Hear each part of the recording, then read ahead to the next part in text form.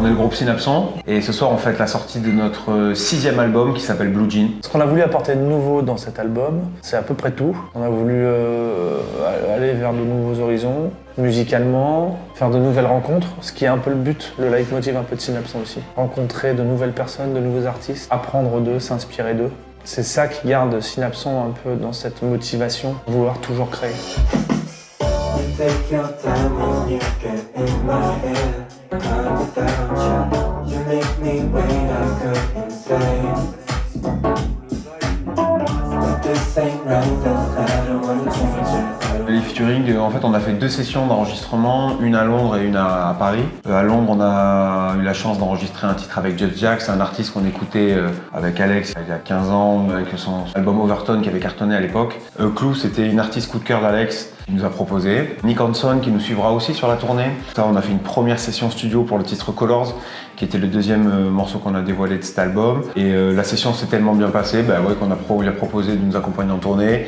Et on lui a fait un titre bien dansant qui s'appelle Guess What aussi, qu'on va défendre avec lui du coup sur scène. Naira, moi c'était un gros coup de cœur que j'ai proposé à Alex, qu'il adorait aussi parce que j'avais découvert comme beaucoup le morceau Pom Pom. Later, c'est un groupe français qui chante en anglais, j'en oublie certainement. Sirius Trema, qui est notre partenaire depuis 10 ans et qui est le 3e membre du groupe comme je viens de dire. Ouais. Jackson, on a déjà fait un titre avec elle a une voix incroyable.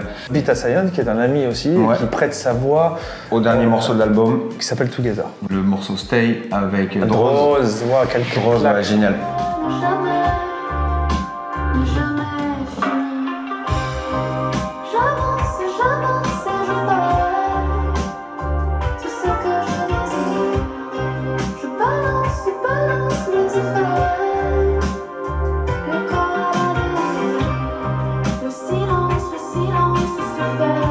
On s'est inspiré beaucoup des années 70 à 90, que ce soit soul, funk, disco, house sur cet album. Peut-être parce que c'est une direction dans laquelle on n'était jamais allé et qu'on a eu envie d'explorer un peu, de gratter, de voir ce qu'il y avait là-dessous et à quel moment on pouvait faire rentrer ça et l'interpréter à notre manière.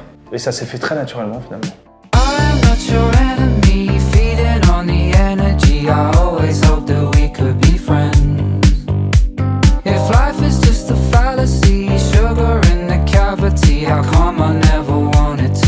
Sur cet album-là, il y a une chose déjà, c'est on s'est donné du temps, ce qu'on faisait pas trop avant. On en a beaucoup parlé en amont, on a fait plein de maquettes. Et surtout, c'est le premier disque où il y a un vrai fil rouge bien défini, dans le sens où les batteries, les instruments utilisés, même s'il y a des grosses variations de BPM et beaucoup d'invités. C'est un vrai album qu'on a pensé comme en tant que producteur, donc avec une couleur.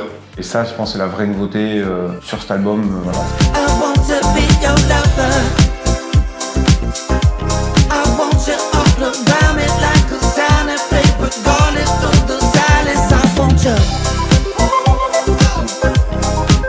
On a un fonctionnement qui est un peu particulier, on a chacun notre studio, donc on bosse pas forcément ensemble, on finalise les morceaux ensemble, on se parle des artistes pour qui on compose les morceaux. Donc toute la phase de l'enregistrement de la voix jusqu'au master, parce que c'est Paul qui fait les mix master. Ça, c'est une fierté pour le groupe, ça veut dire que de la première note jusqu'à la livraison du master, tout se passe à la maison, chez nous. À la fin, on se retrouve. Mais je pense que ce qui nous préserve, c'est qu'on a su garder ce chacun chez soi, qui nous permet finalement d'être encore plus content de nous retrouver quand on se retrouve, qui permet à chacun d'avoir sa bulle d'un point de vue création, ce qui est très important, je pense.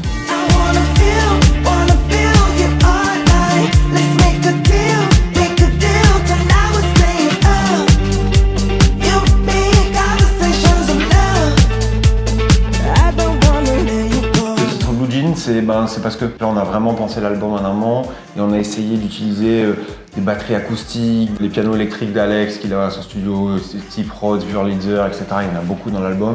Les basses, soit beaucoup de basses acoustiques ou du Moog, mais le Moog ça existe depuis les années 70-80 aussi. En fait, on n'a utilisé que des bons basiques. Donc voilà, nous on a pensé l'album comme un vieux jean. J'espère que ça deviendra un album fétiche pour les gens qui l'apprécient. Guess what?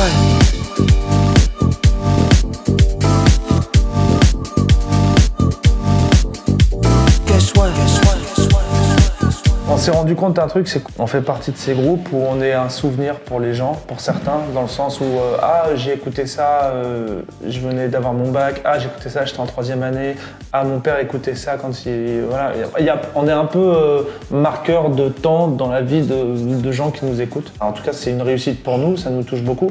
Mais donc du coup, dans nos concerts, il faut quand même que les gens retrouvent aussi ces repères et il faut que nous, on ait plaisir à le jouer. Parce que vraiment, on ne fait que jouer en live, il n'y a pas de platine.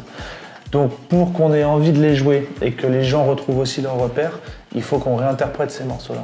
Et donc du coup, c'est pour ça qu'on a été pas mal en studio pour travailler des nouvelles versions de morceaux comme John Mayer, comme Oligno, comme Benzema. Voilà, ce qui est très très important pour nous. Yeah. So I ain't gonna lie. I've thought, yeah. I've done more than try. N'empêche que c'est quand même les 15 ans du groupe et que c'est l'année où on sort un disque et que l'Olympia reste une date mythique. On a eu la chance de la faire une première fois en 2018 et là quand même pour fêter, pour marquer le coup quand même des 15 ans, on avait essayé de faire les 10 ans mais Covid. Donc, oui c'est vrai. Donc on bascule sur les 15 ans et vrai, non à l'Olympia là ce qu'il va y avoir ça va être une version augmentée du live qui part dès le 7 mars. Là on a une grosse tournée et vraiment il y aura beaucoup d'invités. On va essayer d'inviter un maximum de gens. Il y aura du mais monde. ouais on va faire un concert un peu événement. J'avance et je fais tout ce que je désire. Je balance mes effets, le corps à la dérive. C'était Synapson sur Plaisir. Je danse et je vais.